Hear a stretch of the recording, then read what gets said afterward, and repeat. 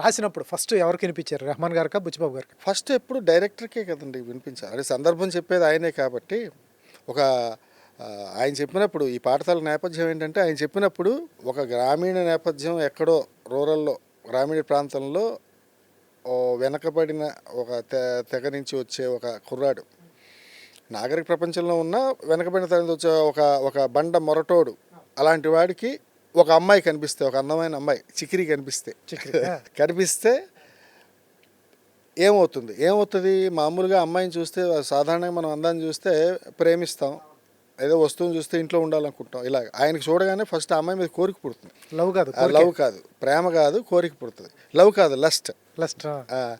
కాబట్టి అలా చెప్పారన్నమాట. అంటే అతని తాలూకా క్యారెక్టర్ ఈ పాట. అతను ఏం పాడాడు అన్నది మొత్తం ఈ పాట అంతా. అది ఎవరికి సంబంధించింది, నాకు కూడా సంబంధించింది కాదు. అతను ఏం మాట్లాడతాడో ఆ పాట అలా వచ్చిందనమాట. ఆ నేపథ్యంలో రాశా మొత్తం అమ్మాయిని పొగుడుతూ నిందాస్తుతి చేస్తూ, అమ్మాయి అందంగా ఉందంటూ నువ్వు అంత అందంగా ఉన్నావు కానీ ఇలా బిహేవ్ చేస్తున్నావు ఏంటి అని ఈయన కోరికని ఆ రూపంలో చెప్తాడన్నమాట. ఏమన్నాడు సార్ బుచ్చిబాబు గారు పాట విన్న తర్వాత? ఆయనకి డైరెక్టర్ గారికి బాగా నచ్చింది. ఫస్ట్ వాళ్ళ పల్లవి ఫస్ట్ వెర్షన్ ఓకే అయింది. ఆ చరణాల కోసం ప్రయాణం చేసాం. అంటే అప్పుడప్పుడు దానికి ఇంకా కొంచెం టైం ఉండేది అప్పుడు. అంటే అప్పటికి ఇంకా షూట్ గారు స్టార్ట్ అవ్వాలి. మన హీరో గారి అవైలబిలిటీ లేనప్పుడు స్టార్ట్ అయిన పాట ఇది.